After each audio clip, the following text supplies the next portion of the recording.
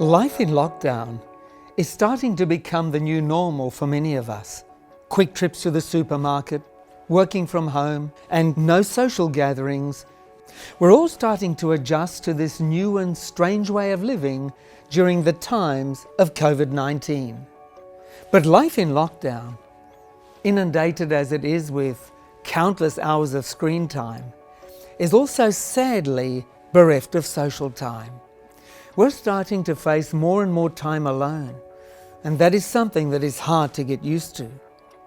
Before the outbreak of the coronavirus, loneliness was recognized as a social and emotional epidemic. A recent study found that more than 20% of adults in both the US and UK say they are often lonely, and the percentage is even higher in Australia and New Zealand, where it's up to 27%. 1 in 4 Australians are lonely, and nearly 55% of the population feel that they lack companionship at least sometimes. The coronavirus pandemic has now added weight to an already heavy burden. Social restrictions and lockdown measures are now contributing to a rise in loneliness and isolation globally, and this is alarming. Loneliness can often lead to depression and anxiety.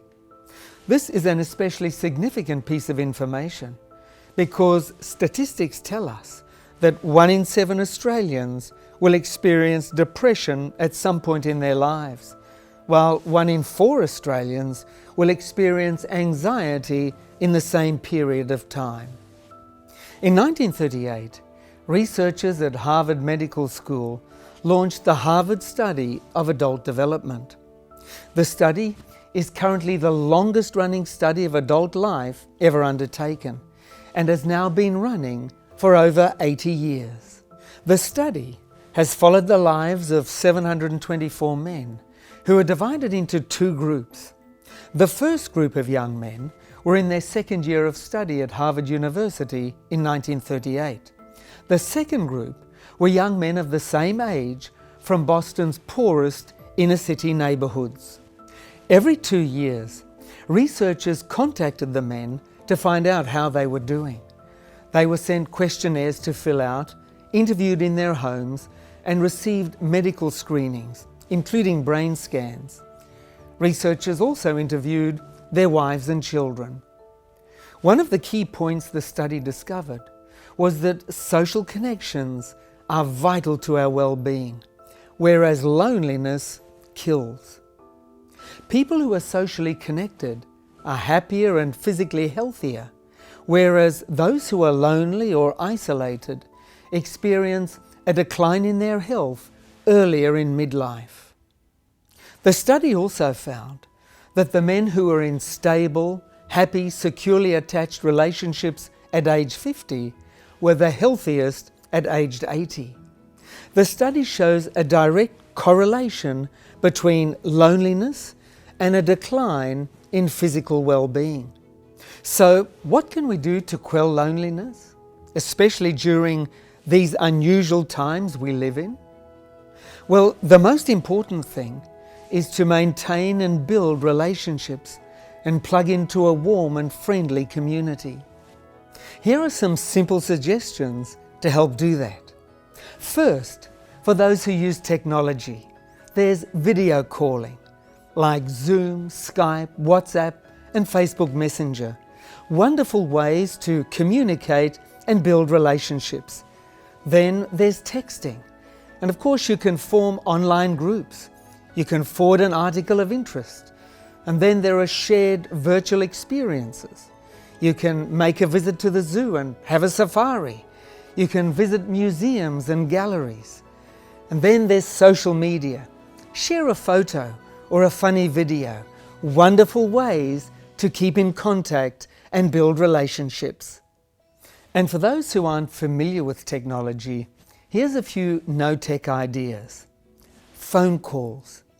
Use the phone to maintain connection with friends and family. And then return to the days of snail mail. Remember those days? Write letters, send postcards, and then share books and encouraging DVDs. Communicating, maintaining and strengthening relationships is important. We are social beings. Relationships are vitally important, and the most important relationship we can build that will give us a sense of connection regardless of where we are or what our circumstances are is our relationship with God.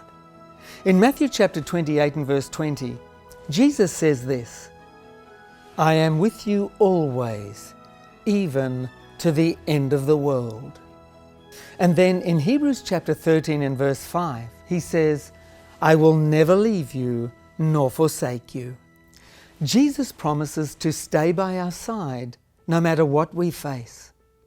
This assurance alone should encourage us. We are never alone if we have Jesus in our lives. In Revelation chapter 3 and verse 20, Jesus says, "Behold, I stand at the door and knock. If anyone hears my voice and opens the door, I will come into him and dine with him and he with me." Jesus is even now waiting to enter our hearts so that we can have fellowship with him. In 1 John chapter 1 verses 3 and 4, the Apostle John writes this, "We proclaim to you what we have seen and heard, so that you also may have fellowship with us. And our fellowship is with the Father and with his Son, Jesus Christ.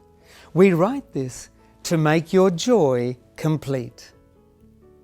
God wants to give us the ultimate experience of communion, fellowship with him. And the Bible tells us that this kind of fellowship is so transformative that it can fill us with joy. It's really life-changing. Think about it. Research tells us that happiness is found in secure, abiding relationships. The Bible tells us that this joy and fellowship can be found first in Jesus. Do you have that kind of relationship with Jesus? Have you had fellowship with Jesus that has filled you with joy? It's yours for the taking whenever you need it. You can connect with Jesus through prayer and through the Bible. If you wish, you can try an online prayer group or Bible study group. Why not give this kind of fellowship a chance today? I can guarantee you that it will dispel your loneliness and fill you with immeasurable peace and joy. It'll really change your life forever. If you'd like to give it a try, then I'd like to recommend the free gift we have for you.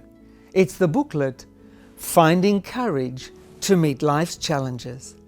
For more information, please contact us by phone or text or via our website. Here's the information you need.